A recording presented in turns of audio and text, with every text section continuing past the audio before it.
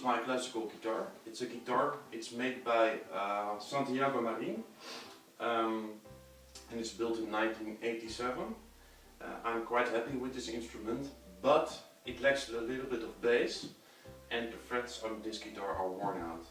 So this guitar has got a lot of overtones, and it's quite sensible, but I have quite big hands, and I want to work on this instrument. But if I really want to dig into the strings, I get a lot of string buzz, so it prevents me of really giving myself to the music and to this instrument. So I asked my luthier Frank Rijkers, what can I do about this? And he checked the guitar and he said, well, what you could do is you can change the frets of the instrument. This week I will go to Delft, I will go to his the workplace and leave the guitar, and he will change the frets for me. So I hope once this guitar is refretted, it will give me a better sound, and I can give myself more into the music, and I can dig into the strings. So to be continued, I will make a report once I got the guitar back with the new frets.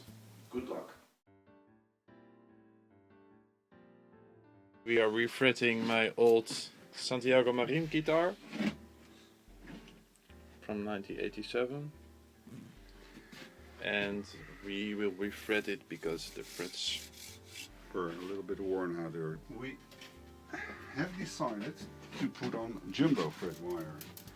So for that purpose, you can see I use the 2.5, 2.45 more or less, which is apparently the 6150 from Dunlop. and it's a little bit wider. Yes, it's a little bit wider.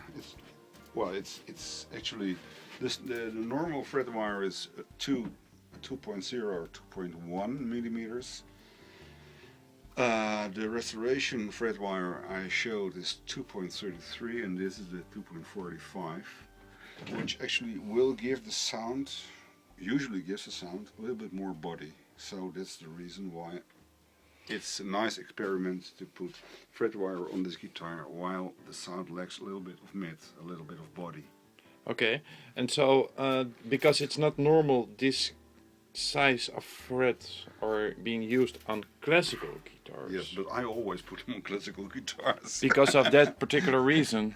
Well, it depends the style you play on it. If you play the not very much classical music, for any other classical type of music or style in which you use the classical guitar, the wider frets is more versatile. It's easier to play, and you can do easier anything like bendings or whatever. Yeah, because that's also the reason electric guitarists who like to bend a lot put wider frets on their fingerboard. And is there a reason why you start on higher on the neck? Yes, because that's the harder part to do. That has to do with because you have like the body of the guitar beneath it.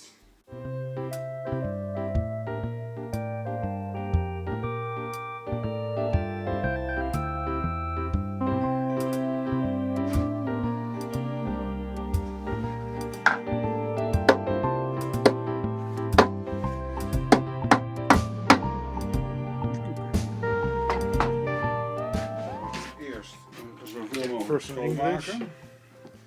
So now we're gonna clean up the glue. Yep. First step. What is the reason you use glue to put the frets inside the fretboard? Well, especially when you make a refret, some of the wood can be damaged alongside the cut, and if you bring in some glue, everything will stay very compact and strong, and you get the best contact.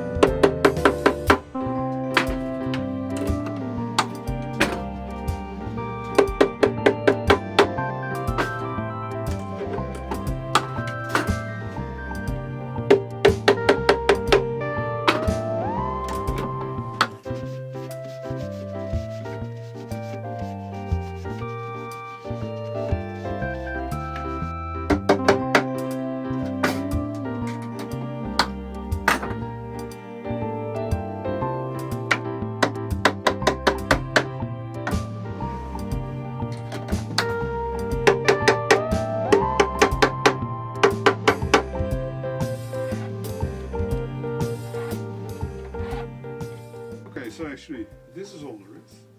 Nothing more. Wait for like 2 days? No. About 4 hours and you can still work it. But And then you refine the shape, the edges of the frets. and then, yes, The finishing touch, actually. and then I will finish it. Then I will do the fret dressing.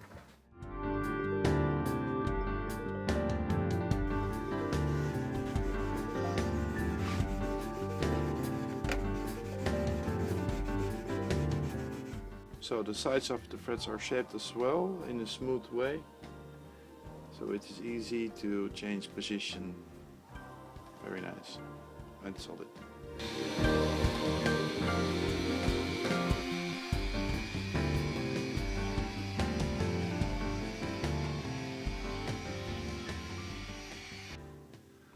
Just final check. And in this section it should be all nice and straight.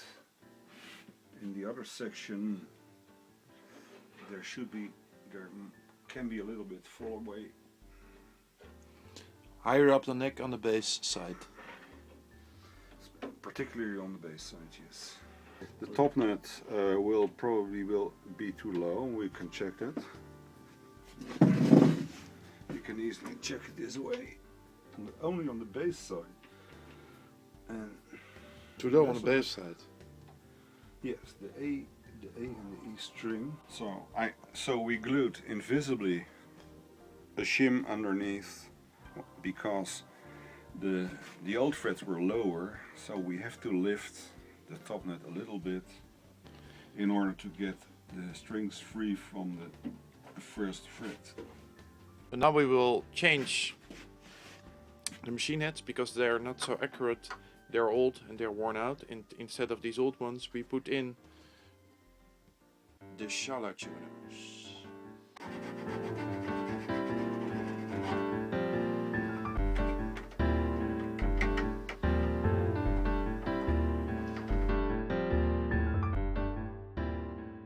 The old and the new machine head. We put a ruler over the guitar and we check, and we can see that we have a very smooth playing guitar, but that's actually what we want. So we first try to put on the strings without putting some shim underneath the saddle. I always do it like this, 1 or 2 times from the outside to the inside. Now I will do it 2 times. It's enough. Because of what reason? Well, any other form of knots is just too much. But this will perfectly hold the string on tune.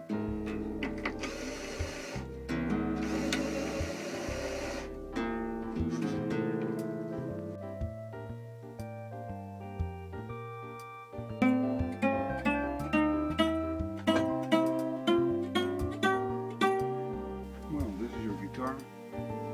There you go.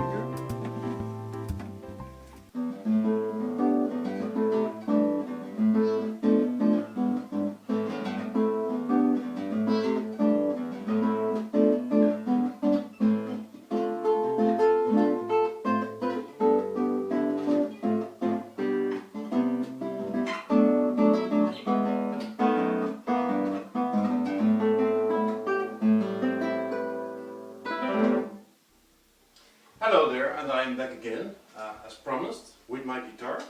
I've been to Delft to Frank Rijkers, and he changed the frets into jumbo frets. And I promised to give you my findings about the changes in this instrument, if I feel them, if it was worthy. And I can say it was really worthy, because I almost gave up this instrument because I wanted to sell it, because this instrument didn't feel good in my hands. So in the end I did go to Delft and he changed the frets, and I paid him the money because I think it was a real improvement.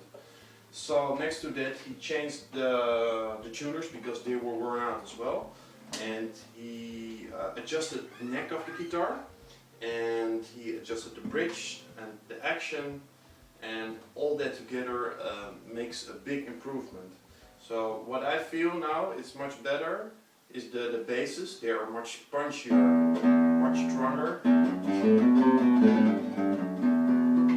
than they used to be, and in the higher registers on the treble strings the notes seem to blossom, and they didn't used to do that, in my opinion.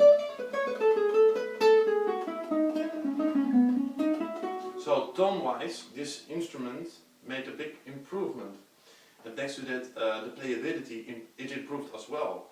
So I think that's both a winning team, and I'm really happy and I'm looking forward to play this instrument. I'm planning to make more videos in which you can hear this instrument, and I hope you will enjoy the music I will perform on it. I'll see you later.